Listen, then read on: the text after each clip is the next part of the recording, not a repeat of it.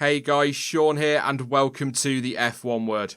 Now Pierre Gasly, or more specifically his future, has been the hot topic of conversation ever since he took that shock win at Monza last time out. The big question being, should Red Bull give him a second chance alongside Max Verstappen? Well, firstly, it's been an impressive start to 2020 for the Frenchman, who has easily had the measure of teammate Daniel Kvyat, and that's even prior to his win in Italy. And that form is something he has managed to carry over since being dropped by Red Bull just over 12 months ago. Gasly had a very difficult stint at Red Bull, failing to really deliver the consistent pace and the results that were needed to satisfy Helmut Marko and keep himself in that seat for the long term. There were also question marks over his lack of aggression and even the ability to get difficult overtakes done, and that's something he needed to have worked on because of his difficulties in qualifying at the time. All of that, as well as some of his mistakes, led to the team demoting him to Toro Rosso and promoting Alex Albon. And after being dropped, it would have been so easy for Gasly to let his head drop, for him to lose all of that confidence in his own ability, and then ultimately, as a result, fail to deliver. However, rather than heading down that road, he went off on a mission set for him by his good friend Antoine Hubert, with the aim of proving Red Bull wrong. And although the decision taken by Red Bull was understandable at the time, Gasly has certainly since shown that he still has the talent, potential and the speed, as well as the ability that he showed back in 2018 to get that job alongside Verstappen in the first place. So just looking at some numbers, out of the 8 races he finished from the final 9 races of the 2019 season, Gasly scored at 5 of them, and that includes his podium in Brazil, picking up a total of 32 points. And even if we remove that podium for whatever reason, he still manages to outscore teammate Daniel Kvyat. That is a very solid finish to the year for a driver who got demoted in the summer.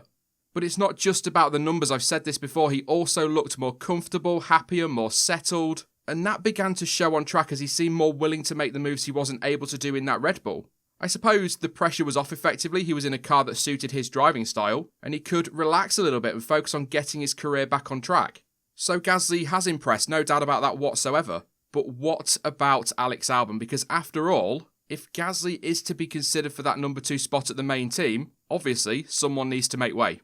Now, after his promotion to Red Bull, Albon certainly seemed to deliver, especially when you consider that less than a year prior to that he was set to compete in Formula E. His sudden rise to a top 3 team was as impressive as it was surprising. He was quick, picked up some solid points, and crucially, was able to show the likes of Christian Horner and Helmut Marko that he wasn't afraid to get his elbows out, to take the risk that Gasly wasn't taking. Essentially, get those overtakes done, and he was doing that immediately from his first race in Belgium. At the time, it all seemed like absolutely the right call. Albon was also unfortunate to miss out on a podium in Brazil last year following that collision with Lewis Hamilton, and again in Austria this year for exactly the same reason. Since then, though, the pressure has really started to mount on Albon, with many in the media and in the fan base questioning if he's doing enough to keep hold of his drive.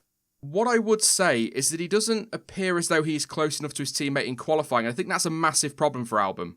Actually, the closest he has been this year is that 0.3 that he was behind in Italy last weekend. But that is kind of where any teammate to Max Verstappen needs to be, 2 or 3 tenths off. Now, obviously, closer than that is better, but that 2 or 3 tenths feels about right to me. The problem he's got is that 3 tenths in that midfield could actually be the difference between qualifying, say, 4th or ending up 10th. But I suppose the argument is that points are handed out on a Sunday, not on a Saturday, and Albon has been consistently picking them up. All in, his average finish for 2020 is P7, but just looking at his points finishes for this season, he's averaging P6. Now, is that epic? No, not really, but he isn't as terrible as some are making out. What I will add, though, is that Gasly's first 6 points finishes for Red Bull in 2019 average out to give him a finishing position of 7th place. And that stat, by the way, is just a stat. It was 18 months ago after all. But it is something well worth pointing out, as is the fact that Gasly's average finish in 2020, excluding his win, is around 9th place. And if you throw that win back into the mix, it's P8. The other thing that probably should be mentioned at this point as well is that this year, that Red Bull is the 2nd best car on the grid, so Albon should be aiming for P4 every weekend. When Gasly was averaging 7th last year, he was in the 3rd best car on the grid and so should have been around 6th. What the stats are showing is that no, Albon hasn't been as bad as some people are making out, but he's also been nowhere near as good as some other people are making out. Basically, he could and should be doing a lot better. But anyway, ultimately, Albon has had his problems. I don't think many would deny that, but they appear to be less apparent than the struggles that Gasly faced during his time at Red Bull. And as I've said many times, I do feel as though Albon is showing more potential than Gasly was when he was in that car. I suppose what I'm trying to say is it almost feels as though Albon is closer to turning it around than Gasly ever was. But given the Frenchman's solid 12 months, should Red Bull make the switch again, so demote Albon and promote Gasly?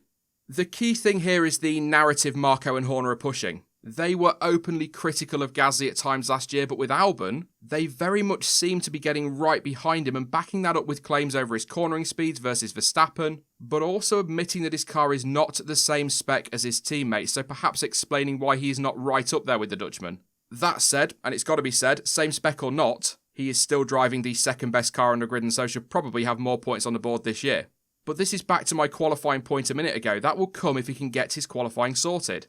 I don't think anybody is really expecting him to match Verstappen, that's not why he's at Red Bull. But he shouldn't be starting down in 9th place, for example, as he was in Monza. That leaves him in the pack and vulnerable to some sort of first lap accident as we saw at the weekend.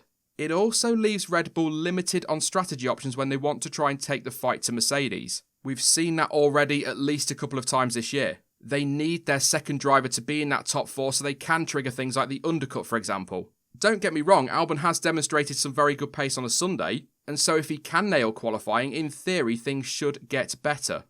As for Gasly, yeah, he has been very good over the last 12 months and it's right that he's getting the recognition for that. However, and I guess this is the point with all of this, is he really going to make all that much of a difference at Red Bull compared to Albon?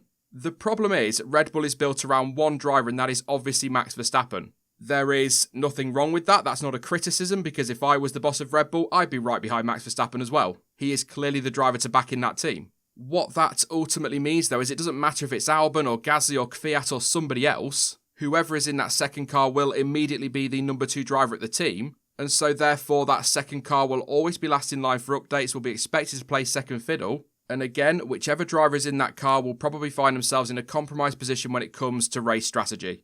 If you put Gasly in that car, it is highly unlikely, in my opinion anyway, that he would end up doing any better than Albon is right now.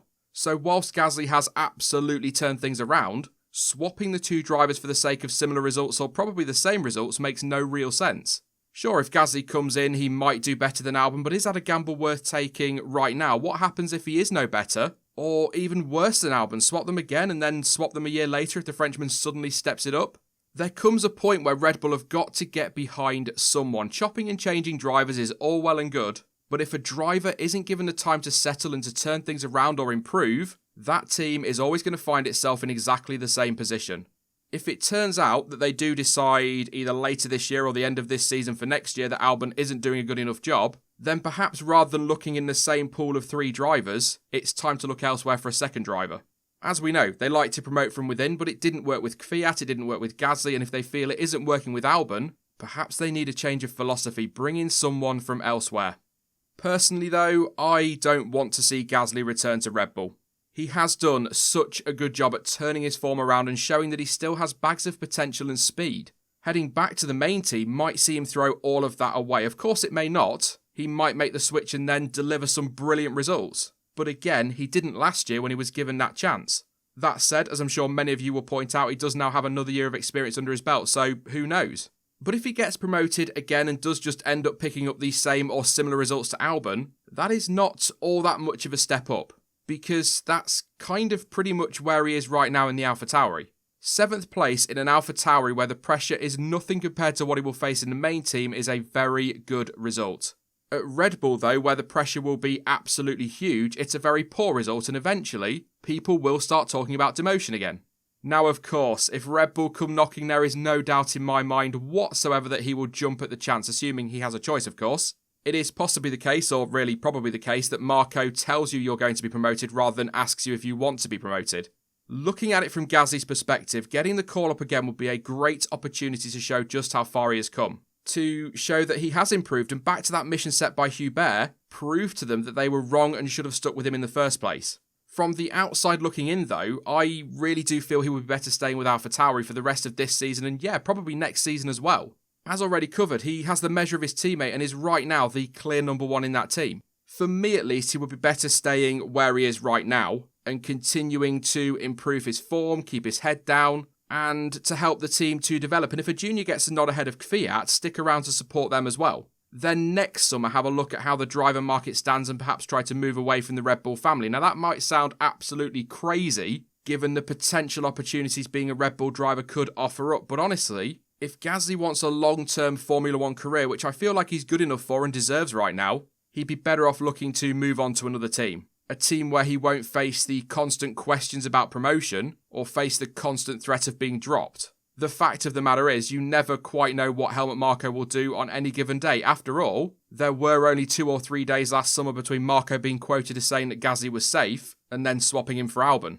I mean, where Gasly could go is certainly a question for another day. Let's get this year's silly season out of the way first. But if he carries on the way he is, he would be a very solid addition to a number of teams in the pit lane. And again, if he wants that long-term Formula 1 career, I think he'd be better walking away from Red Bull at the end of next year. It sounds crazy saying that, but I hope you get the point I'm making. And what do you guys think? Do you feel Gasly should be given a second chance at Red Bull, or do you perhaps agree with me that he'd be better off in the long run looking elsewhere? You can, as ever, let me know your thoughts down in the comment section. That is it for this video then, but don't forget that you can of course follow me over on social media, and all of the links you need for that are in the description down below. But as ever, thank you for watching, and hopefully I will catch you again in the next one. Bye bye.